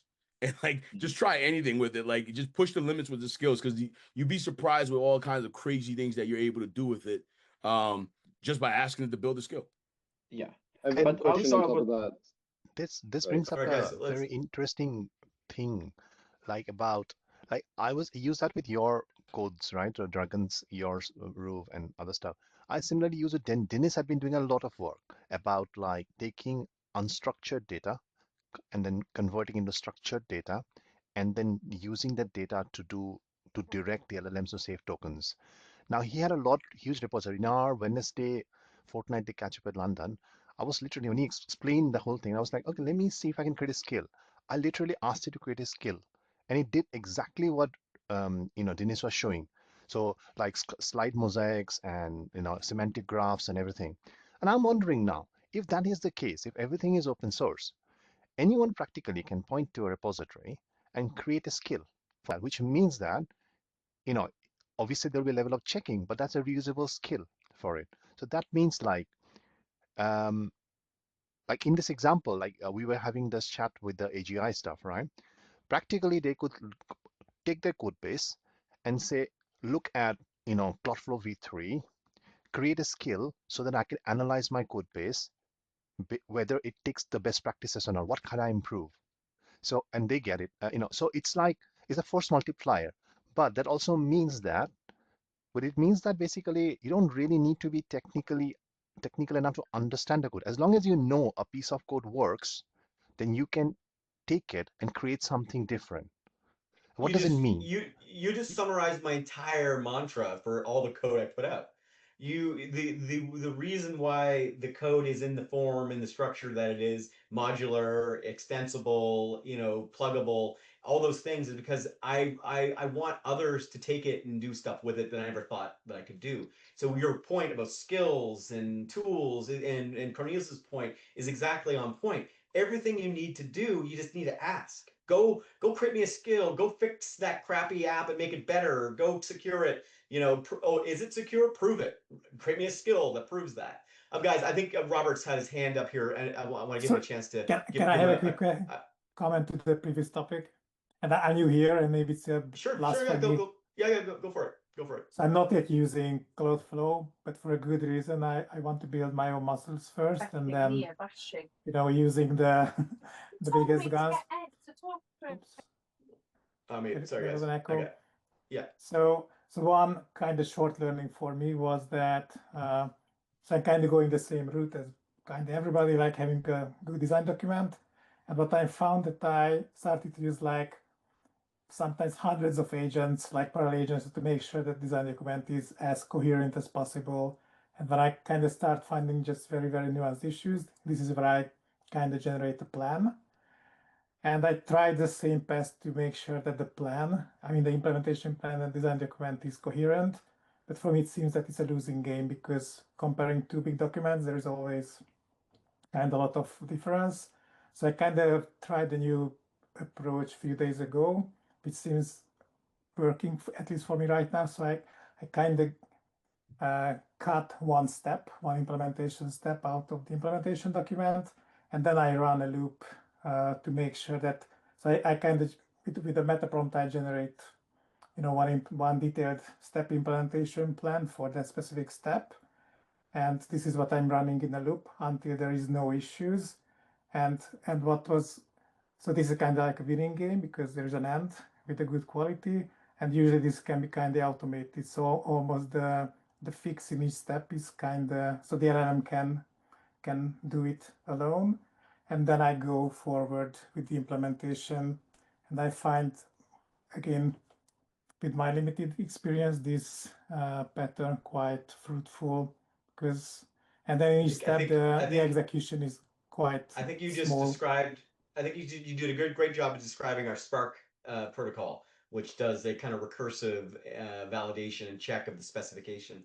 Now, you're right. That level of questioning and refinement and recursion is key to developing anything. Did it build what it's supposed to? Does it actually work? And did I stay on point? Those are the primary points that you have to do in any specification. That's why the ADRs work so well, because it gives you all those things in a kind of structure that the LLM already kind of inherently knows. Okay, I'm gonna give it to Robert. Robert, I really want you to show us what you got here. Cool. So I'm the maintainer of Unicorn Scan. And if you're not familiar with that, it's like MassScan or Nmap or any of these other port scanners. But it was a dormant project for about 15 years. But right around Christmas, I decided to make it an active project again. So the new thing that I'm showing off today is a training module that I built that has a simulated environment that lets you play with the tool without having to install anything. And it even lets you scan your own ports if you on your own IP address if you wanted to. So it's a fun new thing. I just posted the details here. What is potentially interesting is I heavily used obviously all your Cloudflow stuff. I used the browser skill. And then I also integrated RuVector into it because not only does the trainer have the simulated environment, but it also has an Oracle AI where you can ask very advanced networking questions of it. All right, let's see. So are you getting started? Is that what I'm doing here? Yeah, you're in already. So you can cat that file or more it or whatever you want, or you can go into help in order to get this is a guided prompt at this point that tells you exactly what the objective is. You can do Control H to get help. Control L clears the screen, but yeah. Oh, anyhow, sorry. Sorry guys, I'm getting some feedback here. I'm gonna mute all for a sec. You guys can unmute yourselves. All right. So you run the demo. You show me. Sorry, I mute you. Unmute yourself again. You run the demo and shows. I think this is amazing, and you know what? Your timing is great. Maybe we put this into the that optimizer app I was showing you for Windows and Mac. Yeah, something like that could be fun. I actually am not set up well to do the demo. I'll go ahead and pass it on to other folks at this point. But the links that I shared, I think are enough to get started. You can read about it on the About page, but as soon as you go into the Try module, it's meant to be self-explanatory. Also, there's Easter eggs like you can try to cat the Etsy password, get the hash file, you can go crack it, and you can become root and you get more commands. There's a bunch of really fun hidden things like that in it. All right, I'm on your GitHub too. So like for all of our open source friends here, if you could give a star, would help us for any of these projects. So go head there if you can. I love the idea. And I'm gonna play with this later. Your timing is absolutely impeccable for the sort of stuff I'm working on right now. Awesome. Definitely useful. Definitely useful. Matt, You should check out RustScan also. RustScan. Okay. Yeah, going back to the skills that when we brought up, my question was actually different. Is where, and it's a great point. So early on, I took your GOAT skill out of one of your agents and I created a skill and uploaded it into Claude itself. Now, do skills overlap between Claude and Claude Code? Or I made them all, they're all compatible. So if you want to if you want to take the skill and put it into Claude, I think you have to create a zip file with the skill inside of it, skill.md, I think it is. And then in Claude Web or whatever, I think you can also do it now in the mobile. You can upload those skills, and then those skills become inherently available within Claude. So I don't need to, so I can access them in Claude Code, even though I've uploaded them in the capabilities section in Claude, right? Because what my week code was MD file. Assuming you got a .claude folder in Claude Code, yes. But what you upload to Claude desktop or mobile isn't inherently in Claude Code. Okay, that's what I was trying to figure out, if there was a delineation. There's a delineation, 100%. There's a delineation. So yeah, I'm talking the desktops for desktop, the codes for code, but the two don't overlap, other than your API use anyway. But the ability to create skills quickly and have it integrate, especially now the Claude handles NPM and NPX pretty well, you can quickly create skills that say use this particular library. So for example, I'll use my RV Lite library, and that will give it a bunch of intelligence kind of thing, and right in Claude desktop, web, whatever you want to call it, the proper Claude. Chris, you've had your hand up for a while. How you doing? Hi, sorry about that. Yeah, I was actually just wanted to double click on the whole scope versus agents thing. I'm kind of doing it in the side thread in the chat. But my question was more around just like in building with swarms, and just to primarily my experience is using Flow v2 and Agentix QE a couple of times, and I found okay results with it. Obviously, I'm not, could be using it better. But specifically, you know, when you're building with swarms, you're calling on agents, or your swarms are composed of agents, but these agents are also, you know, going to be able to call on skills, or they should kind of have skills embedded. But it seems like skills are actually more robust and more allow for more complexity. And so the question, the thread we're doing in the chat right now is around like how is skills and agents going to potentially converge or not, or like what's They're the not. utility of both? They're very different, right? A skill. So if you want to use an analogy, a skill would be like in like the Matrix when he shows up and he downloads the ability to do jujitsu or whatever that he's learning to do, right? And that's a skill that he's downloaded and now has the ability to understand, right? So now all of a sudden I have the ability to do karate where yesterday I didn't, or I learned how to play the piano, skills. Now, an agent is what you do with those skills, right? An agent is the ability to act on the skills. I've learned how to, play the piano. Now I need to play a song. Playing the song is an agentic flow, right? I gotta hit the keys. I gotta be in time with my band and all that sort of stuff. It's agentic. Kicking someone's butt after I learned how to do karate. That's an agentic skill. That's an agent. So the two aren't the same. You can create a skill that sort of tells you how to do the actions of an agent, but ultimately the agents are going to do the task itself. Now, when you think of like a swarm is a level of concurrency or parallelism for the most part. It can also be sequential depending on the type of problem you're trying to solve, but it's essentially action. It's autonomous actions, right? So now I can spawn up 100 agents that look at 100 different possibilities of a problem, exploring it, independently of the sort of main orchestrator, the hive queen in my nomenclature, and then come back after 10 minutes, an hour, a day, a month, whatever it is, and say, here's what I've discovered. Here's what you need to know about this particular task that I was working on. And then the other 99 agents are saying, well, here's what I learned. Okay, we've learned all these things. Okay, here's how we're going to use it. Then potentially the hive mind, the coordinator, if you will, says, well, we need some more agents. We've got now 25 possibilities that make sense. Which of those 25 possibilities is the optimal one? Well, let's spin up a simulation and do a million different variants until we come up with the convergence on the optimal solution. All that's all agentic, right? That's the skill might have told it generally what it needed to know and understand, but it doesn't do, and it shouldn't do. It's a skill. It's more like how and why, but it doesn't actually do those things. If you want to think of it separately.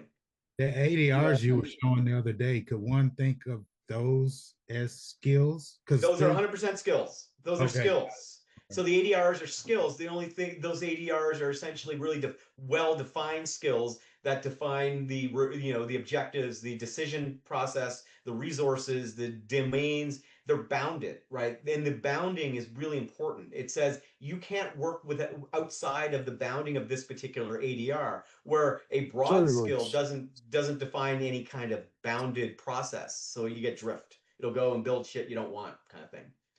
But like, but then if skills can have their own models or use a particular model, like isn't in the analogy, isn't like Neo kind of like Claude SDK, and the skill is like, so it's not just like an agent per se. Couldn't the Hive Queen just call on a specific skill and just work through The Hive Queen, yes, and that's what the Hive Queen does. Right? And at least in Claude code, the Hive Queen, the orchestrator, let's just call it, she's able to understand all the various skills available to her, and she can pick and choose which skills she needs to get the job done. So if she's doing security, she's going to pick the security skill, or more narrowly within security, they could be sub skills. But basically she can, and then separate that so different agents are activating and accessing different skills if and when they need those skills. But if they don't, they're skipped.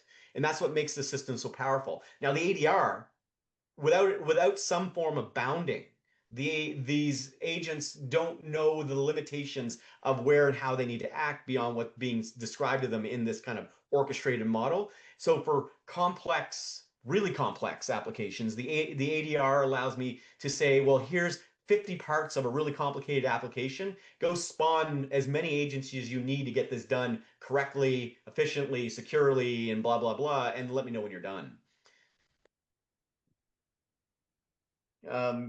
Gregory? But can we say that the skills, so there are kind of two concerns, because one is like the logical grouping, what you mentioned, like the how and what to do.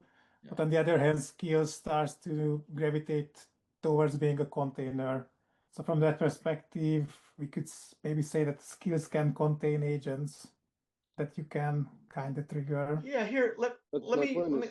Yeah, I was gonna So say what that. Sorry, Well, guys, okay. give me a sec. I'm gonna show you an example. So like here's a perfect example. So I'm creating an agent system for operating systems, right? So I need this will be a skill, right? So a game launcher, weekly timesheet reporting. So this is defining the sort of broad understanding of what's for games. Now this is then defining sort of the idea of a bounded context, what it needs to do. It needs to check for updates, verify, right? And then, or I need to learn, right? So there's this sort of balance between broadly what it needs to do as a kind of prompt, or now I guess we're calling skill. And then there's the specifics of what it is to actually do these things, right? So in this case, if I'm learning, then I need to give it boundaries for how it needs to learn based on the sort of context, right? That's a skill, right? So, and then you see the execution. That's the agent. This is the agent saying, okay, it started, it's scheduling, it's doing memory, here are the things we learned. Now I can apply it, right? So it's the separation that's important here. And this ultimately this is an agentic system, it just happens to be an agentic operating system. But this is how you sort of use any kind of swarm-based or agentic approach, at least the ones that I'm building. Sorry, go ahead, Cornelius. Yeah, so the way how I simplify skills is like just metaphorically think about yourself, right? Like you think about you as the agent, right? Everyone here is the agent. Let's say we're all swarm of agents, whatever, right? Everyone here is an agent, right? So like, if I need to go to the grocery store, I'm gonna call on my skill to drive a car. I'm gonna call on my skill to do this, but I'm the agent that's going to be acting upon that, right? And so like the way how you look at it is the skill is a skill. Like I put actually I was laughing when you said the Neo thing, because that's exactly how it is, right? So like the skill is learning Kung Fu. The agent is Neo, right? So Neo downloads Kung Fu and Neo knows how to now do Kung Fu. Whenever Neo needs to do Kung Fu, Neo's gonna call on that skill to start doing Kung Fu. Neo needs to fly a helicopter, he downloads the skill to be able to fly a helicopter. Whenever he jumps in the helicopter, he flies the helicopter. So you gotta think of the agent as the agent is the thing, the guy that's doing the thing, or the guys or the swarm of people that are doing the things. The skill is the skill that you're giving them, the abilities that you're giving them for them to do the things that they're doing. So you can create any kind of ability you want to give to your agent, your Neo, for them to be able to do that. Like that's like the easiest way to see it, is that you already know how it works because you have jobs that you do on a day-to-day basis. You went to school for certain things, you gain certain skills. You're the agent that now able to do those skills. It's just that you should then transfer that into the AI world and it becomes a little bit different. Yeah. Vlad? Yeah, I just wanted to add, basically, people said half of what I was going to say. So my take after like this 3 weeks of deep dive, you need to keep skills very, very small and tight and always use agents to do tasks. Like how Roof said, there is a skill to play the song, right? So one of them is getting the keyboard. So like there is a thing like that, like the keyboard is in the Roof's house. Like, so that's when you launched an agent that's going to drive to Roof's house, grab the keyboard, bring it back. And one thing about agents, because what you need to watch is like your context, right? Because getting the keyboard for playing a song, I mean, it's important, but you don't need to pollute your context with driving to Roof's house and everything. If you use the agent for it, it's going to completely bring you keyboard, and then it's going to disappear. And all them, like the top level skill sees, it's basically it sees the like we needed the keyboard. They told the agent go get the keyboard, and then keyboard appeared. All these independence actions, they don't matter in the things. And actually, if the whole playing song, it should be like a skill maybe of like I don't know 20 lines long, and it should be calling engines basically compose the music, like all the band members, get them together, like so, like skills should be super high level. And also agents can use the skills themselves, and those skills that agents use, they can again called agents. So it's a hierarchical this things like and that. Yeah. So with the I hate to do this, but like with the skills, that's actually the opposite. Because of the progressive discovery with that the skills actually utilize, you can pack a crap ton of stuff into a skill. You can make skills really, really, really, really big and really, really complex, right? And because of the way how the progressive discovery works, it's not going to cloud your context window that much because it's going to first try to figure out what it's trying to look for. The agent's going to figure out what it's trying to do, what it's trying to use in that skill, and then go to that. I've created skills that are in departments in the organization. Yeah, but what's going to happen if you think it's put open the... to an. Sorry, Yeah, guys. okay. I think it's open for interpretation. I think, you know, my approach is not broad. I just don't have the best results with broad skills. They have a tendency to drift. But there's nothing saying you can if you spend enough time on it. It's probably I just don't. I like to have make mine focus because I can measure it more easily, basically. All right. Sorry, guys. I get Igor up online here. What's happening? Yeah, hey guys, I was just listening to the conversation. I wanted to ask, can you like meta skill essentially? So you pack, as Vlad was saying, so you have a small skill, but in that skill you pack references to other skills. So you were like, okay, say we play the keyboard, right? We have a skill to play the keyboard, and then we have a skill for the individual songs or for separate instruments and etc. etc. Is that You're describing the narrow focus, right? And by making the skills more narrowly focused, it's easier to mix and match those skills rather than having one skill that says here's everything you need to know about everything, which works for some things. You can then, if you separate those, let's say there's 5 different parts to that everything skill, then those 5 different parts can be mixed and matched more easily independently of the other parts. So it's to reference those, that's you can have this kind of idea of a primary skill, a kind of master skill of sorts that allows it to understand that there's subordinate parts of that can be sort of, you know, used independently if needed. Yeah, I was just thinking maybe like I could, for example, take the developer runbook of some of the projects that I work on, and then could make a skill for every dependency in there. And then I'm just wondering if the agent would actually be able to comprehend the meta skills or not. Like, does the AI know how to do that? It does. Yeah, it does. And that's part of one. It's part of there's 2 primary places you're going to want to sort of define that. And in Claude Flow, if you look at my claude.md file, you'll see that it's mostly about itself. It's mostly about self-discovery and understanding where and how to use the available tools that is available to it in a way that's meaningful in the things that it needs to do. So predominantly, it's for coding and actions and activities and research. And then from there, I kind of let the system do its own sort of self-discovery and self-optimization based on that. So the self-learning capabilities then take effect. And so it understands what it's done to get here, if it's been a day, a month, a year, whatever.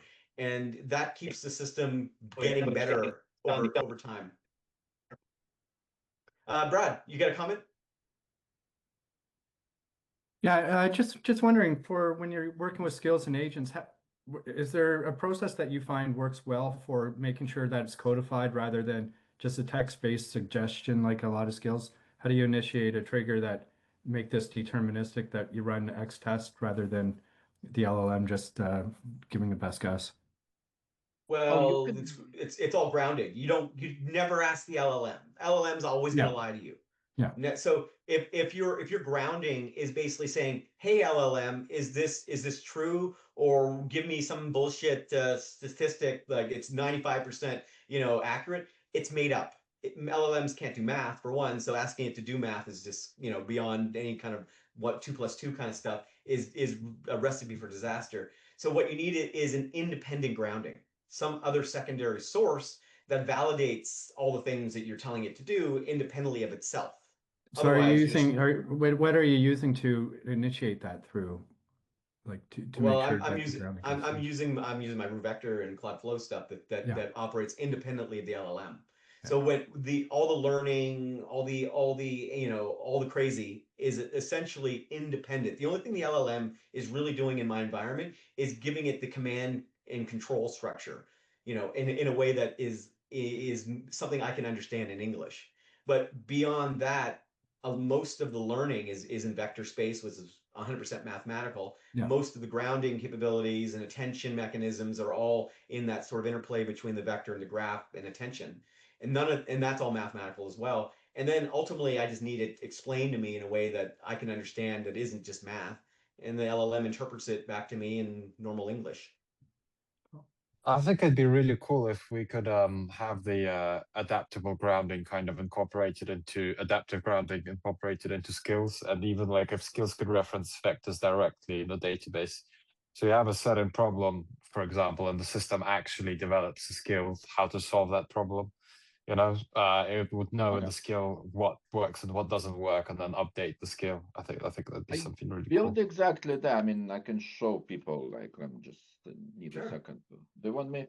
I'm just need to find the base. Yeah, that's the exact bridge that I'm trying to find. Is yeah. So Right. I just So force it. So one of the things that so when I'm building a skill, and again I do it differently than most people, but when I'm building a skill, what I do is I build all of those rules within that, and all of those things, and all the memory, and all the outside information, research, and everything is actually built within the skill itself. Okay. Right.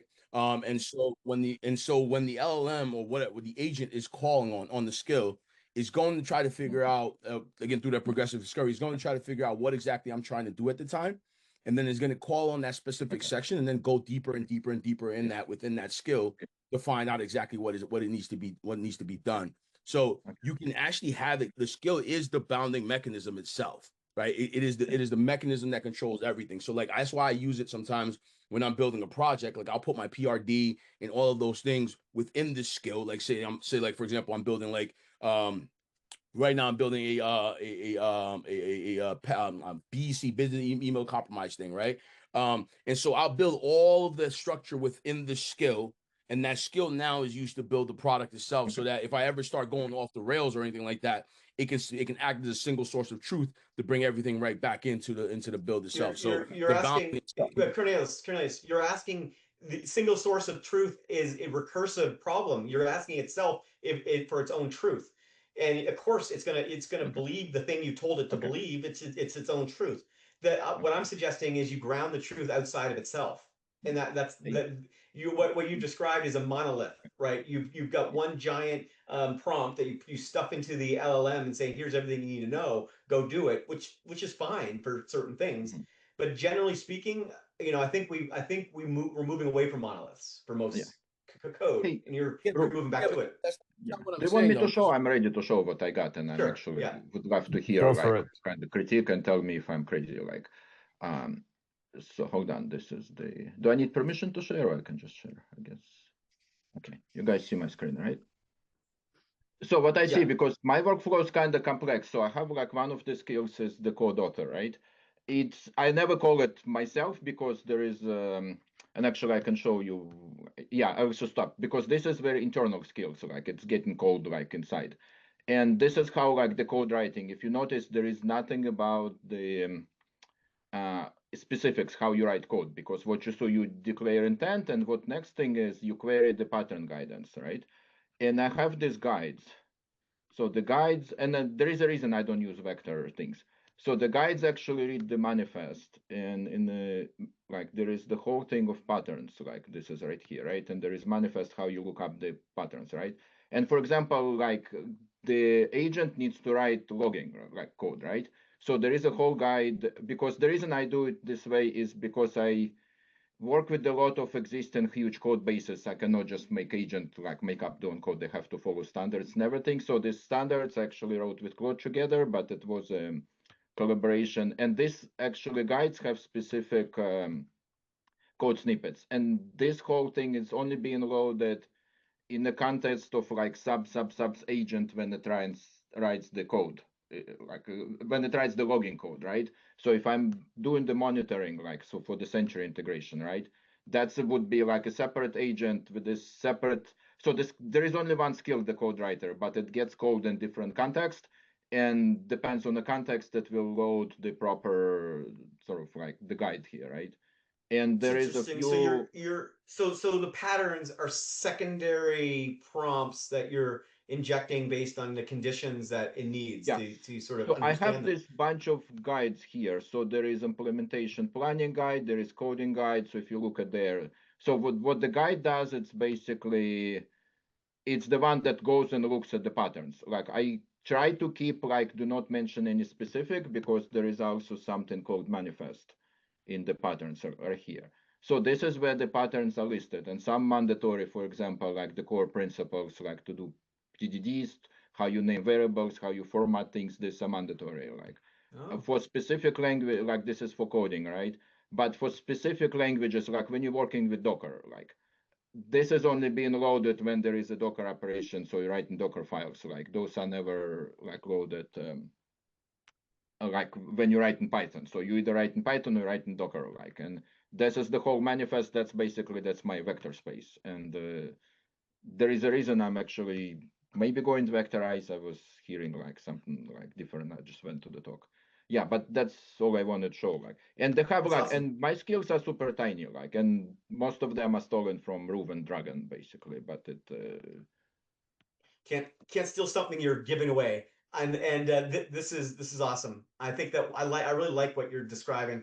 I think the combination of like the secondary sort of definition that you put in is a really nice way to do it. You're basically saying, here's the primary, and here's how here's where you can find other related information if and when you need it. It's like you're just putting like a combination of variables and conditionals in the prompt.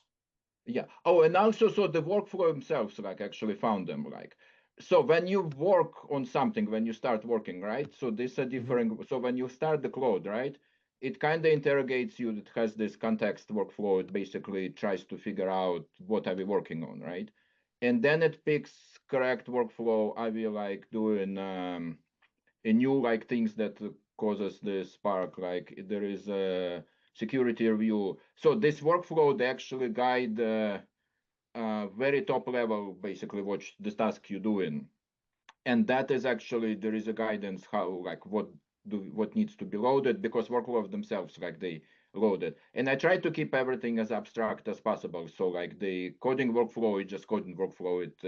It basically says declare intent to look for guidance, write code, like, and after that there is actually validate. There is after the code is written, it's put again through the whole I call it quality agent, that basically loads the guidance again, loads the code that was produced, and it sees, hey, is the code that's produced, does it match the guidance? And with the opposite works most of the time, but once in a while it has to go through the loop like 2 or 3 times. I don't even look at it. It just, I go away, like it takes about 20 minutes. Like I come back, like there is code written in it. So it was like 3 iterations of writing code. It wrote the code. That first time it was crap. It went back to fix it. It was less crap, and on the third time it's passes, like, so that's the cool.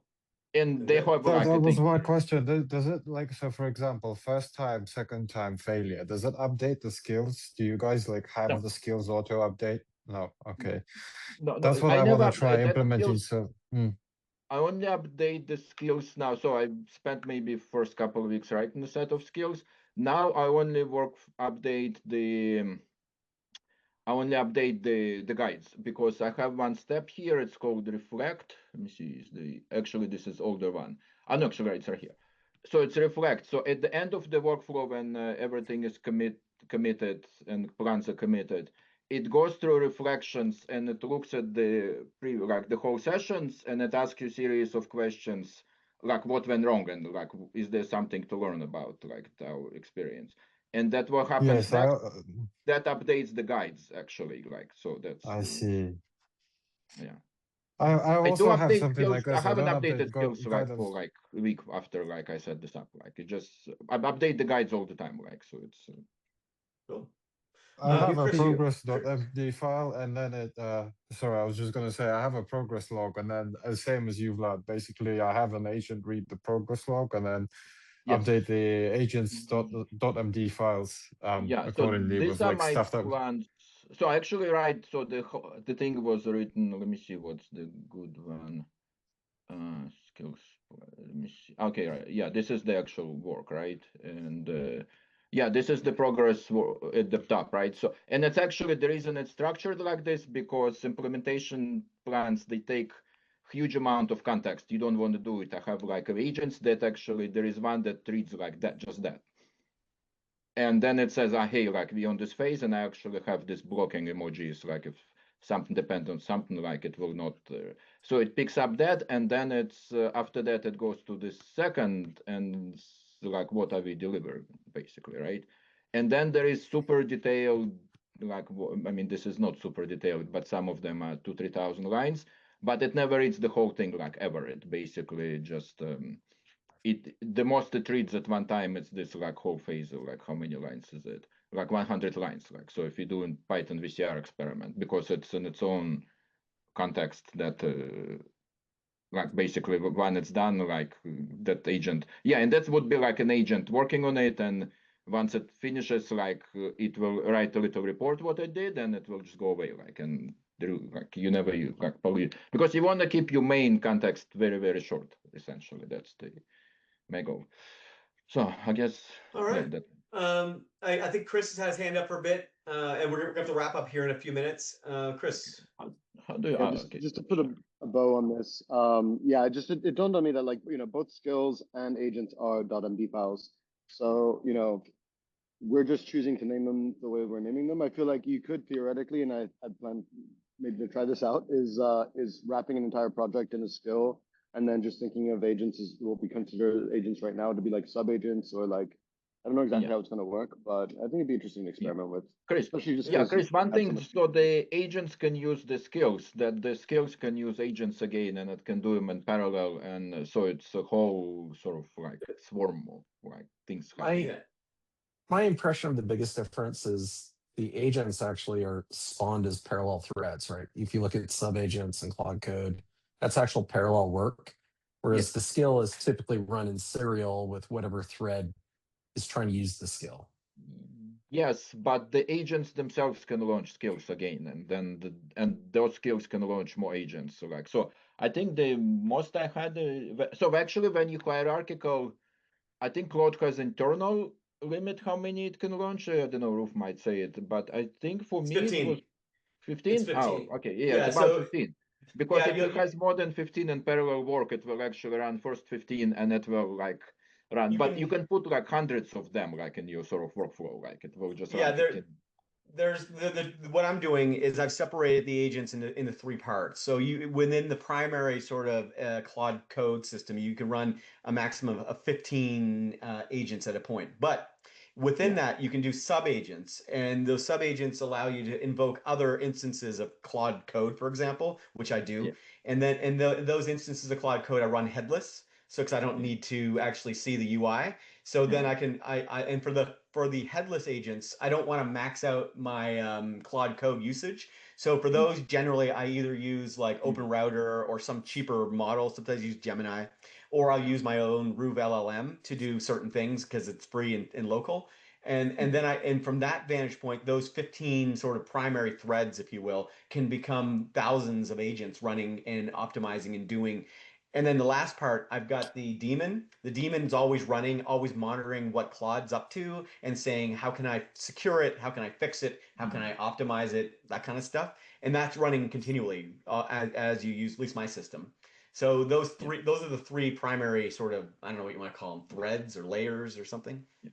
I also, I guess, I don't know if you're like allowed to speak about the gas down. I found that whole write-up is very hilarious, just like entertaining. It's very educational to read, even if you don't intend to use Gastown, just read it. It's like hilarious. Oh, and it's what's even more educational. It's not the write-up itself, because he opened the like side comments. Like the side comments also like priceless there. Like it's. It's doing some cool stuff. I like the beads concept.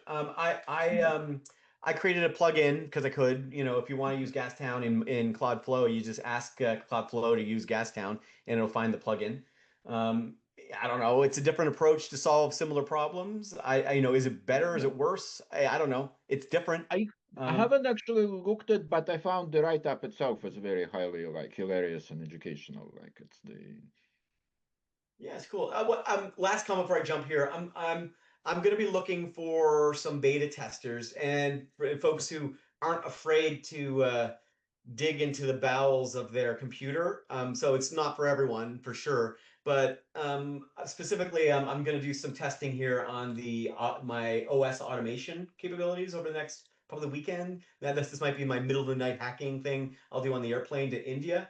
But this is functional now. You can create OS level, complete automation. So I'm a little concerned about like security for obvious reasons and other sort of runaway processes. So this again, this is for anyone that's willing to go and potentially destroy their computer. I haven't, as you can tell, but you know, you are working in the midst of the inside of that environment. I'm going to share a link to the GitHub. It's in a branch, but you know, and then once I get the Windows version working, I'm going to do a Mac version after. But I did more work on Windows, so it's for How Windows about users only. Linux? Any Linux? Linux is easy. Linux, once I get the Mac version working, Linux, I just get Linux. So the Mac basically gives me Linux. I'll do that last. But yeah, Linux would be an interesting one, especially for servers, right? If you're doing like server farms or like broad GPU style, deployments, this would be perfect, right? Because a lot of the problems you have in those sort of broad, I'm going to deploy 20,000 servers for a week is what happens in the midst of that churn. Most of these systems are set up to sort of, set and forget and then tell me when it's done. But what this system would potentially do is optimize during the whole entire process. If you're doing like, let's say I'm training a language model or something for 2 weeks, kind of work. So yeah, it would be good in Linux. Cool. I'll do that. I'm one guy. I can only do so much. So Windows was more pressing to me because I do a lot of my stuff initially in Windows and Ubuntu Linux. So I kind of get both in one environment on easy here. But I'll do Mac after that. All right, that's been another week. The first month of the year is over. Thanks everyone. This was a really interesting, and it's interesting that we had a kind of thread here of like OS level automation, browser automation and OS automation. I'm excited by this whole area. Thanks everyone. Am I missing anything? Any last comments for a jump off here? All right. Thanks everyone. Till I guess I'm not around, but our friends from Finland will be doing next week's AI Hackerspace. They're doing some amazing work. I'm kind of jealous I won't be able to attend. So thanks for Timu and the whole crew for putting that together. All right. See ya. Bye. See ya. Bye.